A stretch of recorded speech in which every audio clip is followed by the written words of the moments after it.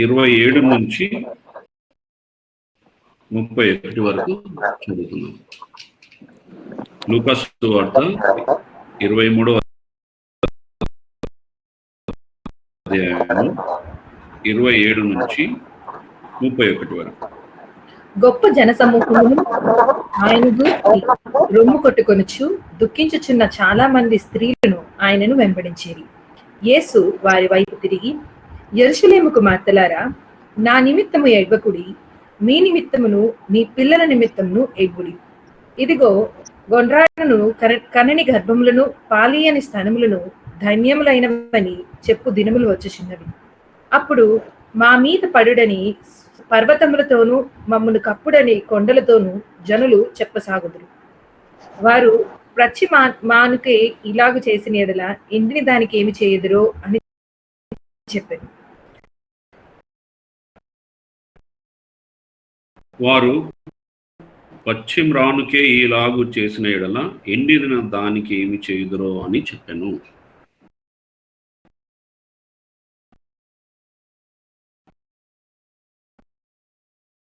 దేవుడు వాక్యంతో దీవించినాక మనం దీవించినాక చిన్న ప్రార్థన చేసుకుందాం. కృపా సత్య సంపూర్ణమైన తండ్రి, పరిశుద్ధుడా నీకే వందనాలు. మహిమ స్వరూపుడ, ప్రేమమయుడ, కరుణామయుడ, జాలి గల దేవుడా నీకే స్తోత్రం. మమ్మల్ని సజీవ లెక్కలు చేర్చి ఎస్ఎస్సిలో ధ్యాన కూడికల్లో మరి ప్రాతకాల సమయంలో నేను ధ్యానించడానికి ఇచ్చిన కృపను బట్టి నీకు వందనాలు ప్రభా. ఈ వాక్యం నీది ప్రభా. ఈ వాక్యం ద్వారా ఎందరైతే బలపడాలో, ఎందరికైతే యేసయ్య అవసరం ఉందో మాలో ప్రభా ఆ వాక్యాన్ని పంచిపెట్టి నేను యేసయ్య మరి నేను కాదు ప్రభా మాట్లాడేది, నీ ఆత్మ ద్వారా నన్ను నడిపించి యేసయ్య మా ఆత్మలకు యేసయ్య మరి తృప్తి కలిగించలాగిన, యేసయ్య మా ఆత్మలకు ఒక దిద్దుబాటు కలిగలాగిన నువ్వే సాయం అనుగ్రహించి నీ కృపాశవంతో నింపి వాక్యంలో నన్ను నడిపించమని యేసయ్య దివ్యం అడుగుతున్నాం తండ్రి. ఆమేన్. ఓకే, ఇక్కడ మనం చూసినట్లయితే లూకాసు వార్త 23వ అధ్యాయం 31వ వచనం, వారు పశ్చిమ రానుకే ఇలాగు చేసిన ఎడల ఎండిన దానికి ఏమి చేయుదురో అని చెప్పాను. ఇక్కడ మనము గమనించినట్లయితే సిచ్యువేషన్ అంటే ఏ సిచ్యువేషన్లో ఈ కాంటెక్స్ట్లో ప్రభు అయిన యేసుక్రీస్తు మనతో ఈ మాటలు మాట్లాడుతున్నారు, అక్కడ ఉన్న వారితో ఈ మాటలు మాట్లాడుతున్నారంటే కురేనీయుడైన అంటే యేసయ్య శిలువ మోస్తూ గొల్గొతా కొండ వైపు ప్రయాణిస్తున్నప్పుడు కురేనీయుడైన సీమోను అంటే ఆయన అక్కడ నుంచి తన ఊరు నుంచి నడుచుకుంటూ వెళ్తుంటే యేసు ప్రభు ఆ శిలోమ్రానుపై అలసిపోయి ఉన్నప్పుడు, ఆ శిలోమ్రాను మోసేటప్పుడు కురేనీయుడైన సీమోను తీసుకొని ఆయన కూడా కొంతసేపు మోయమని భటులు అక్కడ బంట్రౌతులు బలవంతం చేస్తారు. అప్పుడు ఆయన మోస్తుంటే యెరూషలేము కుమార్తెలను చూసి, యెరూషలేము అక్కడ ఉన్న ప్రజల్ని చూసి యేసయ్య ఈ మాట పలుకుతున్నాడు. ఏమని? యెరూషలేము కుమార్తెలారా, నా నిమిత్తం ఏడవకుడి, మీ నిమిత్తంను మీ పిల్లల నిమిత్తంను ఏడువుడి. ఈ మాట చెప్తూ ఆయన ఇంకో 2-3 సెంటెన్సెస్ మాట్లాడి తర్వాత ఒక మాట అంటాడు. ఏమంటాడంటే, వారు పశ్చిమ రానుకే ఇలాగు చేసిన ఎడల ఎండిన దానికి ఏమి చేయుదురో అని చెప్పాను. ఈ వాక్యము అంటే నేను నిన్న ధ్యానించేటప్పుడు ఎందుకో నాకు అంటే వాక్యంలో ఆత్మీయ కోణంను చూసి, దేవా ఈ వాక్యాన్ని మరి నువ్వు ఎందుకు ఆ సిచ్యువేషన్ ఎందుకు మాట్లాడి ఉంటావు, ఎందుకు ప్రజలతో ఈ మాట అన్నావు అంటే కొన్ని కాంటెక్స్చువల్గా మనం చూసుకుంటే ఈ దాన్ని అంటే పశ్చిమ రానుకే అంటే పశ్చిమ రాను అంటే మనం ఏమనుకుంటాం, పచ్చనైన చెట్టుకి పోలి ఉంది ఇది ఈ రెఫరెన్స్. తర్వాత ఎండిన రాను అంటే అంటే దేవునికి దూరంగా ఉన్న ప్రజలు, అంటే అన్యులు ఆర్ దేవుని ఎరగని ప్రజలు అని అనుకుంటాం. కానీ అంటే ఒక ఆత్మీయమైన స్థితిలో ఉన్న నాకు, అంటే ఒక క్రీస్తుని నమ్మిన బిడ్డగా నేను ఈ వాక్యాన్ని ఎలా చూడాలి, నేను ఈ వాక్యాన్ని ఎలా నా జీవితానికి అనువాదించుకోవాలి అనే దానిలో నేను ఆలోచించినప్పుడు దేవుడు అంటే దీన్ని ఒక ట్రూ బిలీవర్ అంటే పశ్చిమాను అంటే మనకు ఒక విశ్వాసి, దేవునిలో ఎదిగే విశ్వాసి ఎలా ఉంటాడో, తర్వాత విశ్వాసంలో ఉండి దేవునికి అంటే మనము అటు ఇటు తొలగిపోతూ కొంచెం లోకం వైపు చూస్తూ కొంచెము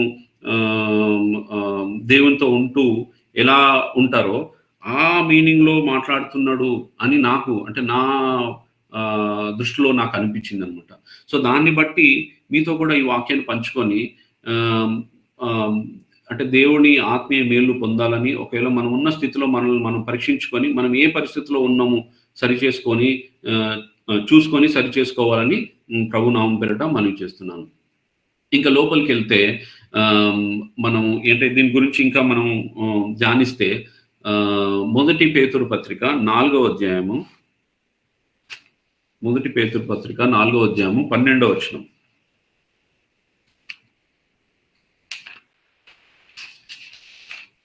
మొదటి పేతురు పత్రిక 4వ అధ్యాయము 12వ వచనం 13వ వచనం. ప్రియులారా, మిమ్మల్ని శోధించుటకు మీకు కలుగుచున్న అగ్ని వంటి మహాశ్రమను గురించి మీకేదో యొక్క వింత సంభవించినట్లు ఆశ్చర్యపడకుడి. క్రీస్తు మహిమ బయలుపరచబడినప్పుడు మీరు మహా ఆనందముతో సంతోషించు నిమిత్తము క్రీస్తు శ్రమలలో పాలివారై ఉన్నంతగా సంతోషించుడి. Thank you sister. క్రీస్తు శ్రమలలో మీరు పాలివారై ఉన్నంతగా సంతోషించుడి. ఇక్కడ మనకు అంటే ఆత్మీయమైన స్థితిలో మనం ఉన్నప్పుడు మనము దేవునికి ఎంత దగ్గరగా జీవిస్తాం. అంటే దేవుని శ్రమలు మనకు వచ్చినా కూడా మనం ఏం చేస్తామంట, సంతోషిస్తాం. అంటే దేవునికి దగ్గరగా మనం జీవించిన ఎడల, దేవుని వాక్యంలో దేవుని సత్యంలో మనము ఉన్న ఎడల మనకు ఆ శ్రమలు అంటే శ్రమలను తట్టుకొని మనము చాలా స్ట్రాంగ్గా ఉంటాం అనమాట. అంటే శ్రమలు మనకు సంతోషంగా అనిపిస్తుంటాయి. శ్రమల్లో మనం దేవుణ్ణి స్తుతించి ఆరాధిస్తుంటాం, ఇంకా దేవునికి దగ్గరగా జీవిస్తాం. అంటే ఒక పచ్చనైన రాణులాగా మనం పచ్చని చెట్టు వల్లే మనం ఉన్నప్పుడు శ్రమలు కూడా మనకు శ్రమలాగా అనిపించవు అనమాట. దేవునికి దగ్గరగా జీవించడానికి అవి మనల్కి తోడ్పడతాయి. తర్వాత దేవుణ్ణి ఇంకా ప్రార్థనలో మనము ఇంకా ఆయనకి దగ్గరగా మనం జీవిస్తాం. అంటే ఇక్కడ మనం ఈ పచ్చని చెట్టుని పోలి నడుచుకున్నట్లయితే మనం ఏం కలిగి ఉంటాము, మనం ఏ నడత అయినా మన నడతలలో కానీ మన క్రియలలో కానీ మనకు రైచియస్నెస్ కనిపిస్తుంది. అంటే మనకు నీతి నిజాయితీతో మనం నడుస్తాం ఒకటి. తర్వాత మన లైఫ్ చాలా అంటే ప్రతి విషయంలోనూ మనం సంతోష ఆనందాలతోటి ముందుకెళ్తాం. మూడవది ఏంటంటే మనము దేవునికి ప్రతి చిన్న దానిలో, ప్రతి పెద్ద సమస్యలో కానీ, ప్రతి చిన్న సంతోషంలో కానీ మనం ఏం చేస్తామంటే దేవునికి కనెక్టెడ్గా ఉంటాం. అంటే దేవునితో అంటు కట్టబడి నడుస్తాం. అది మనకు ఈ వాక్యం ద్వారా మనకు తెలుస్తుంది. అంటే అదే మనం ఒకవేళ దేవునికి కొంచెం దూరంగా కానీ దేవునికి అంటే దేవుని ఎరిగిన వారమై ఉండి కూడా దేవునికి కొంచెం అటు ఇటుగా ఉన్నవారమైతే ఏమవుతుంది, మనము కాంప్రమైజ్ అయిపోతాం. ఫర్ ఎగ్జాంపుల్ ఇప్పుడు మనము ఈ శిలువ ధ్యానాల్లో జరుగుతున్నాయని మాకు తెలుసు, కానీ మనం శరీర బలహీనతల వల్ల ఏమవుతామంటే కాంప్రమైజ్ అయ్యి సరేలే రేపు జాయిన్ అవుతాం. అంటే ఒకలాంటి కాంప్రమైజ్తో స్టార్ట్ అవుతుంది. అంటే మన డ్రైనెస్ అంటే ఎండిన పరిస్థితిలోకి మనం ఎలా వెళ్తామంటే చిన్న దానిలో కాంప్రమైజ్ అయిపోతుంటాం. ప్రేయర్కి లేవాలి, చూసుకుందాం. స్పిరిచువల్లీ స్ట్రాంగ్ ఉండడానికి ఏమేమి అంటే మనం ఏమేమి చేయగలం అనేది మనం ముందుకెళ్ళి చూద్దాం. 2 తిమోతి పత్రిక 3వ అధ్యాయము 2 తిమోతి పత్రిక. అపాయకరమైన కాలములు వచ్చినని తెలుసుకున్నాం. ఎలాగనగా మనుషులు స్వార్థప్రియులు, ధనాపేక్షులు, బింకములాడువారు, అహంకారులు, దూషకులు, తల్లిదండ్రులకు అవిధేయులు, కృతజ్ఞత లేనివారు, అపవిత్రులు, అనురాగహితులు, అతిద్వేషులు, అపవాదకులు, అజితేంద్రియులు, క్రూరులు, సజ్జన ద్వేషులు, ద్రోహులు, మూర్ఖులు, గర్వాంధులు, దేవుని కంటే సుఖానుభవమును ఎక్కువగా ప్రేమించువారు, పైకి భక్తి గల వారి వలె ఉండియు దాని శక్తిని ఆశ్రయించని వారునై ఉందురు. ఇట్టి వారికి విముఖుడమై ఉండుము. అయితే ఇక్కడ మనం చూసినట్లయితే అంత్యజనములలో అపాయకరమైన కాలములు వచ్చును.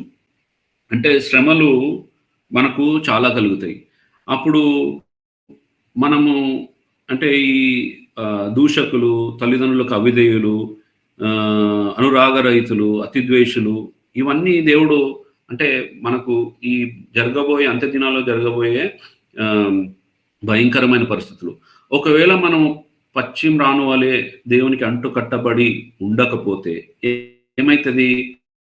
మనము ఇవన్నీ మారే ఛాన్సెస్ ఉంటాయి. అంటే ఇలా మారే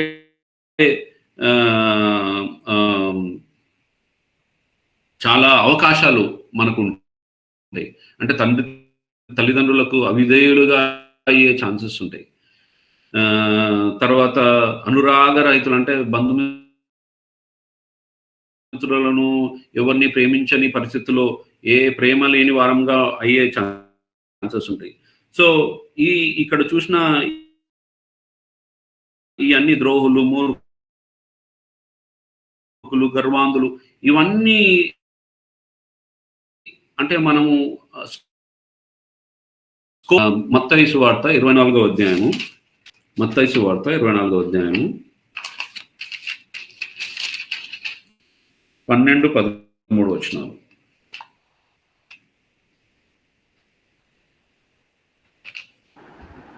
అనేకుల ప్రేమ చల్లారు, అంతము వరకు సహించిన వాడెవడో వాడే రక్షింపబడను. ఆమేన్. సో అక్రమం విస్తరించడం చేత అనేకుల ప్రేమ చల్లారు. ఇందాక చదువుకున్నాం కదా అక్కడ కూడా. సో అక్రమం విస్తరించడం చేత ఈ డ్రైగా అంటే ఎండిన పరిస్థితిలో ఉన్న వాళ్ళము ఏమవుతుందంటే మనలో ప్రేమ చల్లారిపోతుంది. అదే అంతం వరకు సహించిన వాళ్ళైతే ఎవరు సహించగలరు? ఎవరైతే దేవునికి దగ్గరగా జీవిస్తారో, ఎవరైతే దేవునికి లోబడి ఉంటారో, ఎవరైతే దేవుని వాక్యాన్ని దేవుని వాక్యాన్ని అంటుకట్టబడి జీవిస్తారో వాళ్ళు ఏమవుతుందంట? రక్షింపబడతారు. అంటే మనం అంతం వరకు సహించే ఆ స్ట్రాంగ్నెస్ దేవుడు మనకిస్తాడు. ఎందుకంటే మనం వాక్యంలో వేరుదాన్ని ఉంటాం కాబట్టి మనము ఆ కెపాసిటీ అంటే అంతం వరకు సహించే కెపాసిటీ మనకు దేవుడు అనుగ్రహిస్తాడు. కాబట్టి మనం అట్లా అంతం వరకు సహించినప్పుడు ఏమవుతుంది? మనం రక్షింపబడతాం.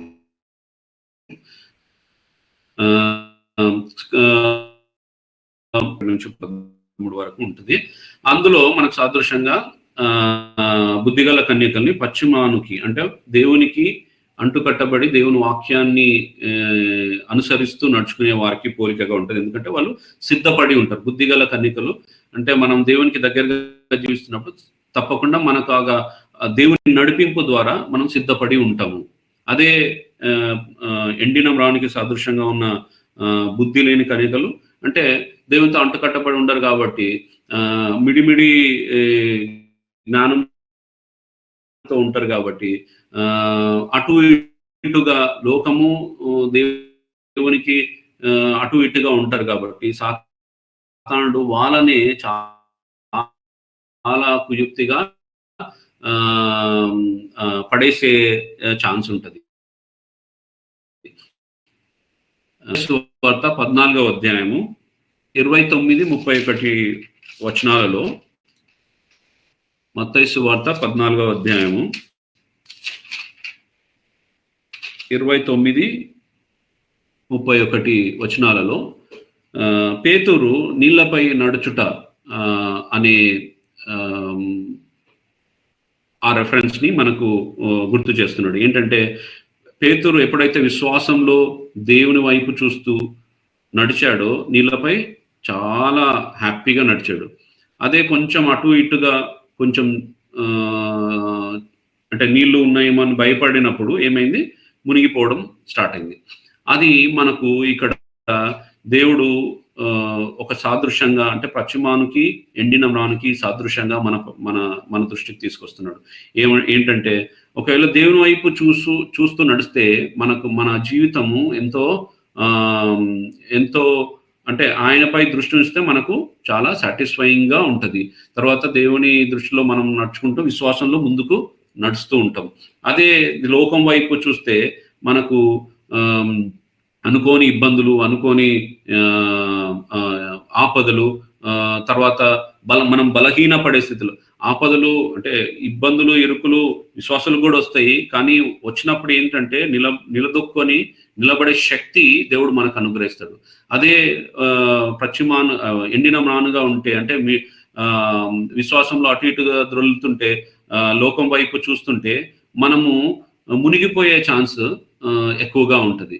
సో, ఈ 2 ఉదాహరణల ద్వారా అంటే ఈ 2 బైబిల్ యొక్క ఆహ్, ఆహ్, ఉపమానాల ద్వారా మనకు జరిగిన సంగతుల ద్వారా మనకేం చెప్తున్నాడు ఇక్కడ అంటే, బుద్ధి లేని కన్యకలు, బుద్ధిగల కన్యకలు, పేతురు నీళ్లపై నడవడం, పేతురు మునిగిపోవడం అనేది మనకు పశ్చిమానికి, ఎండిన మ్రానుకి సాదృశ్యంగా ఒక రియల్ లైఫ్ ఎగ్జాంపుల్స్ తోటి బిబ్లికల్ ఎగ్జాంపుల్స్ తోటి మనకిక్కడ చూస్తున్నాడు.